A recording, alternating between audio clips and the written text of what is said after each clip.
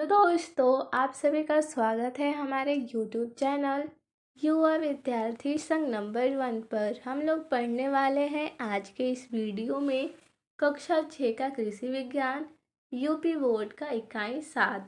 इस इकाई का नाम है मुख्य फसलों की खेती। इस इकाई में जितने भी प्रश्न हैं हम उन प्रश्नों का उत्तर करने वाले हैं। तो आइए देखते हैं प्रश्नों को। तो प्रश्न नंबर पहला में दिया है, सही उत्तर पर सही का निशान लगाएं। तो प्रश्न पहला है, धान की खेती होती है। तो इसमें 4 विकल्प दिए गए हैं, इनमें से कोई एक सही होगा। तो आइए देखते हैं विकल्पों को। विकल्प नंबर क में दिया है खरीफ, ख है रबी, विकल्प घ में दिया है जायद, घ विकल्प है इनमें से कोई नहीं। तो इसका विकल्प नंबर क सही हो जाएगा, यानी खरीफ। दूसरा है, धान की नर्सरी लगाई जाती है।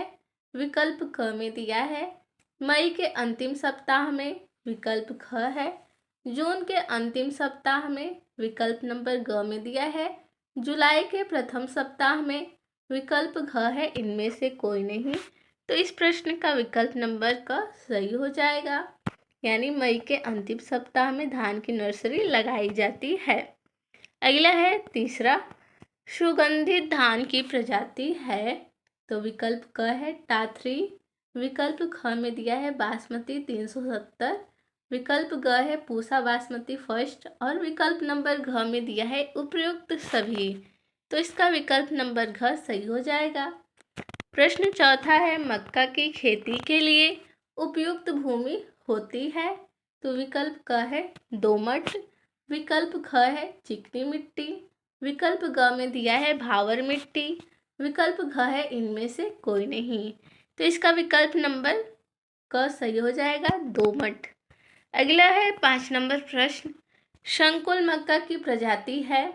तो क विकल्प है नवीन, विकल्प ख है कंचन, विकल्प ग है श्वेता, विकल्प नंबर घ में दिया है उपयुक्त सभी। तो इसका विकल्प घ सही हो जाएगा। छठवां प्रश्न है, कुफरी चंद्रमुखी प्रजाति है।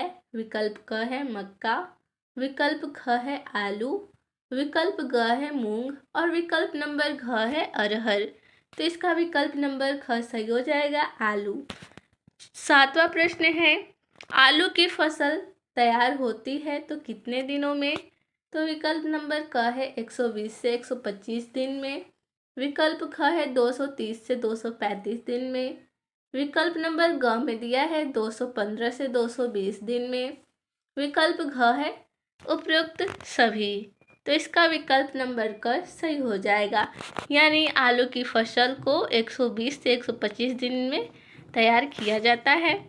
प्रश्न दूसरा है, रिक्त स्थानों की पूर्ति कीजिए। तो पहला है इसमें, रोपाई के लिए धान की उपयुक्त प्रजाति, रिक्त स्थान अच्छी है। तो कौन सी प्रजाति अच्छी है रोपाई के लिए, यानी धान की रोपाई के लिए। तो नरेंद्र 97। तो हम रिक्त स्थान के जगह पर भर देंगे नरेंद्र 97। दूसरा है, 1 हेक्टेयर नर्सरी में जिंक सल्फेट रिक्त स्थान किग्रा प्रयोग किया जाता है। तो 5 किग्रा। तो हम रिक्त स्थान की जगह पर भर देंगे 5, यानी 1 हेक्टेयर नर्सरी में जिंक सल्फेट 5 किग्रा प्रयोग किया जाता है। तीसरा है, देसी मक्का के बीज दर रिक्त स्थान किग्रा प्रति हेक्टेयर है। तो 18 से 20 किग्रा। तो हम रिक्त स्थान की जगह पर भर देंगे 18 से 20 किग्रा। अगला है 4 नंबर, गेहूं की फसल में रिक्त स्थान सिंचाई की आवश्यकता होती है। तो 5 या 6 बार। तो हम रिक्त स्थान की जगह पर भर देंगे 5 या 6 बार।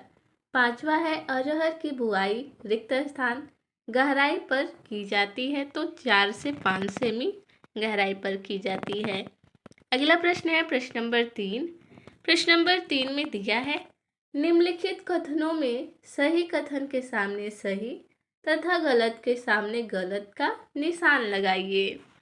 तो पहला कथन है, धान की नर्सरी में खैरा रोग से बचाव हेतु जिंक का प्रयोग आवश्यक है।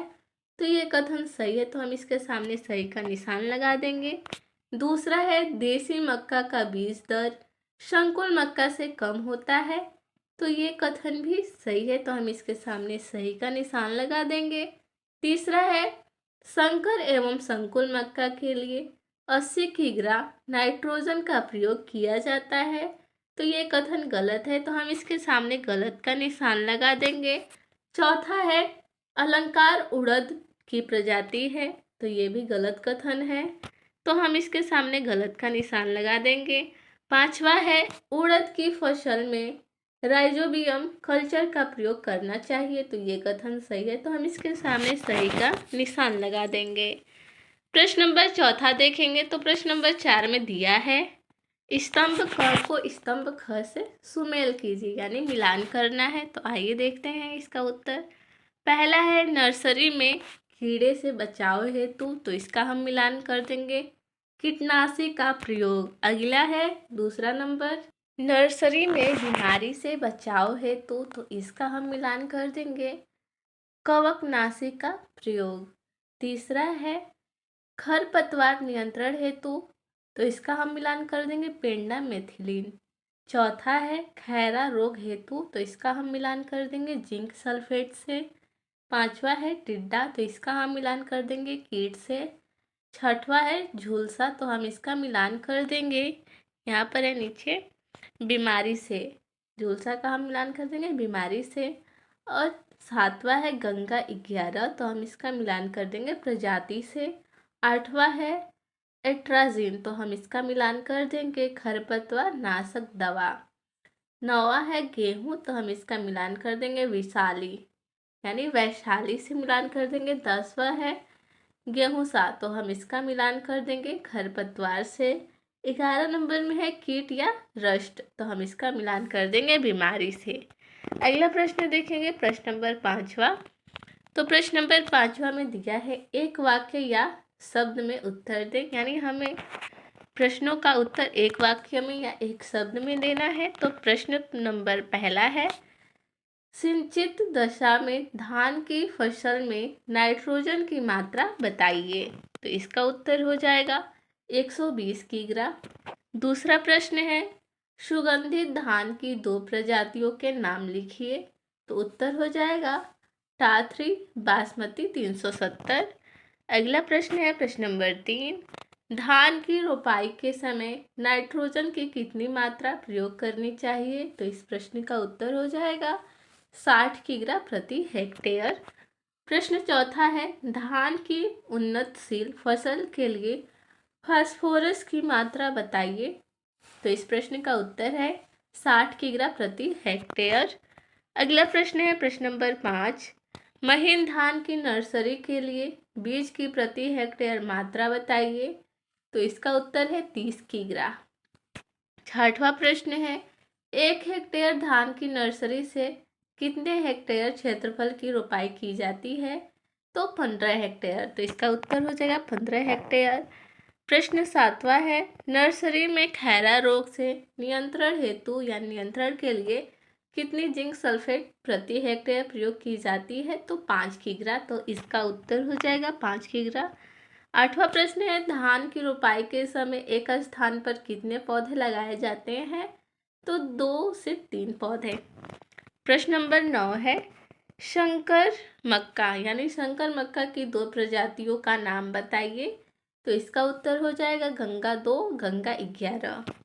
प्रश्न नंबर 10 है, देसी मक्का की बुआई के लिए बीज की प्रति हेक्टेयर मात्रा बताइए। तो इसका उत्तर है 18 से 20 किग्रा। प्रश्न नंबर 11 है, संकर एवं संकुल प्रजातियों के लिए बीज की प्रति हेक्टेयर कितनी मात्रा प्रयोग की जाती है। तो इसका उत्तर है 20 से 25 किग्रा।